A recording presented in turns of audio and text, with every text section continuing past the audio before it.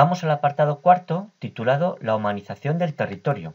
En los apartados anteriores hemos visto cómo el ser humano se relaciona con el territorio, con el paisaje y cómo lo modifica. Y hemos visto sobre todo sus acciones negativas. Vamos a ver ahora cómo la acción del ser humano genera diferentes tipos de paisajes, fruto de la transformación que genera sobre el territorio. Y en concreto vamos a hablar de 4 tipos de paisajes fruto de la acción humana: los paisajes naturales, los paisajes rurales, los culturales y los urbanos.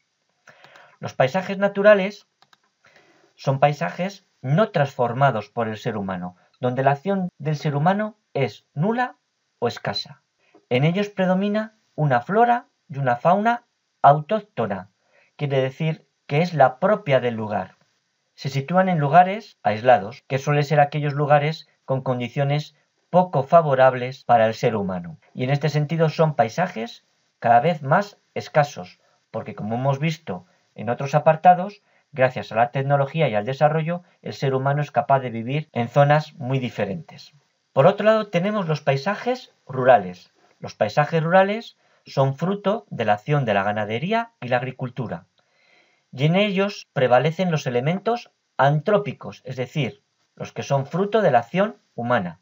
¿Para qué? Para poder explotar los recursos naturales. Como vemos en esta imagen, lo que vemos aquí es un paisaje que ha sido modificado por el ser humano para generar este gran campo de cultivo, y para ello han desaparecido todas las especies que había y predomina solamente un tipo de planta.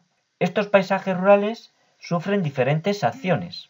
Una de ellas es la roturación, es decir, la eliminación previa de toda la flora y la fauna de ese terreno y su preparación para poder ser cultivado. En otros casos, lo que se produce es un aterrazado. En aquellas zonas de montaña con pendientes, lo que se hace es eliminar esa pendiente para crear estas terrazas, estas zonas planas donde poder cultivar. Otra tercera acción es el aprovechamiento de agua, mediante la construcción de canales o la construcción de pozos para poder aprovechar el agua subterránea. Y por último, la construcción de infraestructuras, que en los últimos años ha aumentado la construcción de caminos, de puentes y de otros elementos necesarios para que la maquinaria cada vez mayor que utilizamos en la agricultura pueda acceder a los campos de cultivo. El tercer tipo de paisaje son los paisajes culturales.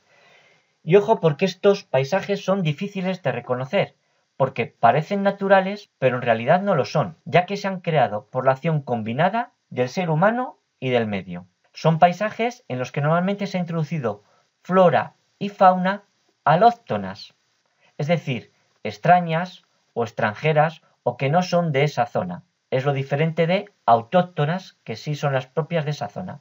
Un ejemplo son las dehesas, que es lo que vemos en la foto, un paisaje en el que se ha producido una gran deforestación, quitando muchos árboles para generar estos pastos para uso de la ganadería.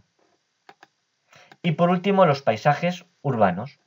Son los paisajes más artificiales y en los que se ha producido una transformación total del espacio que ocupan, pero también de sus alrededores. Y son espacios que necesitan muchos recursos y que generan muchos residuos. Actualmente, la mitad de la población mundial vive en ciudades, es decir, en paisajes urbanos. Pero en los países desarrollados como España, esta población llega al 80%. Es decir, el 80% de los españoles, pero también de todos los europeos, vive en ciudades. Bueno, y hemos llegado al final de este apartado y como es habitual, unas preguntas para ver si habéis estado atentos.